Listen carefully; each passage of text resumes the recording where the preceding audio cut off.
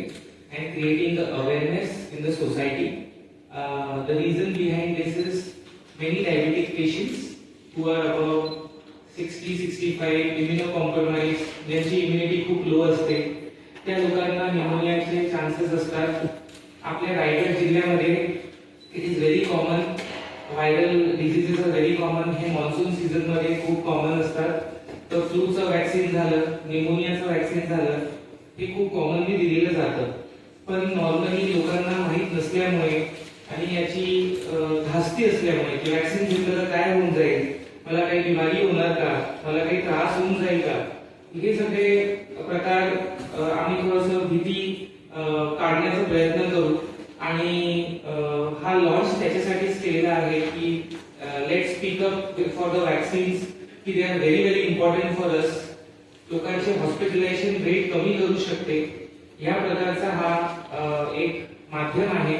आणि इथे येऊन लोक व्हॅक्सिन घेऊन आम्ही त्याला ते फॅसिलिटी देण्याचा प्रयत्न करणार. थँक्यू.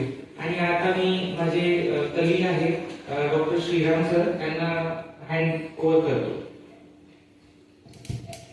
हॉस्पिटलमध्ये जे अडल्ट किंवा प्रौढ लसीकरण क्लिनिक आम्ही लॉन्च करत आहोत, त्यामध्ये प्रमुख व्हॅक्सिन आम्ही कुठले कुठले उपलब्ध करून देणार आहोत त्याची मी नावं तुम्हाला सांगतो.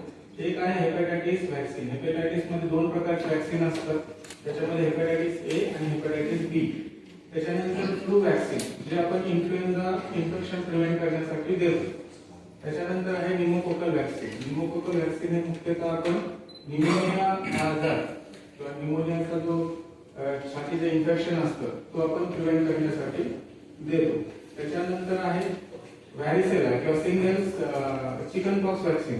चिकन पॉक्स आजार प्रिव्हेंट करण्यासाठी आपण व्हॅरिसेला व्हॅक्सिन देतो. त्याच्यानंतर आहे टायफॉइड व्हॅक्सिन, जो आपला टायफॉइडचा मान्सून रिलेटेड किंवा वॉटरबॉर्न डिसीज आहे तो त्याची प्रतिबंध करण्यासाठी आपण टायफॉइड व्हॅक्सिन देतो. त्याच्याबरोबर आहे ट्रॅव्हलर्स व्हॅक्सिन. ट्रॅव्हलर्स व्हॅक्सिन मध्ये मुख्यतः 6 व्हॅक्सिन आपण इथे उपलब्ध करून देतो. 6 व्हॅक्सिन मध्ये मुख्य आहे टायफॉइड व्हॅक्सिन. बऱ्याचशा बाहेरील देशामध्ये व्हॅक्सिनेशन हे कंपल्सरी असतो आणि व्हॅक्सिनेशन सर्टिफिकेट शिवाय ते तुम्हाला एंट्री देत नाही. त्यासाठी आफ्रिकन कंट्रीजमध्ये टायफॉइड व्हॅक्सिन कंपल्सरी आहे. त्याच्याच बरोबर पोलिओ व्हॅक्सिन पण आफ्रिकन कंट्रीजमध्ये कंपल्सरी आहे. त्याचबरोबर आहे yellow fever vaccine. Yellow fever vaccine ही जनरली गव्हर्नमेंट हॉस्पिटल्समध्ये अवेलेबल असतो, पण जर हॉस्पिटल बॉडी व्हॅक्सिनेशन सेंटर जर गव्हर्नमेंटकडून अप्रूव्हल मिळाली तर पुढे आम्ही येलो फिवर व्हॅक्सिनेशन पण उपलब्ध करून देऊ शकतो. त्याच्यानंतर आहे जॅपनीज एन्सेफलायटिस व्हॅक्सिन. जॅपनीज एन्सेफलायटिस व्हॅक्सिन हे मुख्यतः ब्रेन रिलेटेड इन्फेक्शन आहे, व्हायरल इन्फेक्शन, तो प्रिव्हेंट करण्यासाठी देतो. त्याच्यानंतर आहे मेनिंगोकोकल व्हॅक्सिन. मेनिंगोकोकल व्हॅक्सिन पण मेनिंजायटिस नावाचा आजार प्रिव्हेंट करण्यासाठी आपण देतो.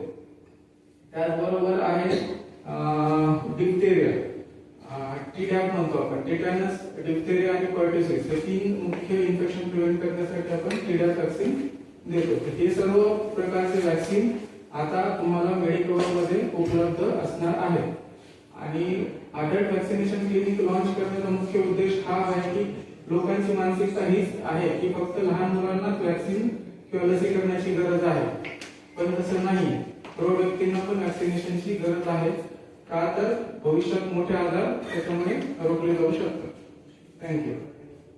व्हॅक्सिन, इन्फ्लुएन्झा व्हॅक्सिन हे पण खूप कॉमन आहेत पावसाळ्यामुळे, तर त्याच्यासाठी पण वॅक्सिन्स अवेलेबल आहेत. आणि आम्ही पेशंट्सला, जे म्हातारे पेशंट्स असतात, diabetic patients, immunocompromised patients on cancer therapy and all, बाकी दुसरे हे जे काही आजार आहेत त्याच्यामुळे त्यांची इम्युनिटी लो होते आणि इन्फेक्शनचे चान्सेस वाढतात, कारण की व्हायरसेसचं प्रमाण पण वाढतो ना पावसामध्ये.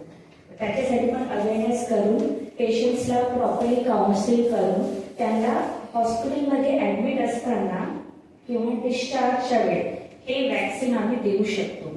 ह्याच कारण आहे की आम्ही हे आपलं क्लिनिक लॉन्च केलं आहे. तर हे पण सोय आपल्याला इथे भेटेल.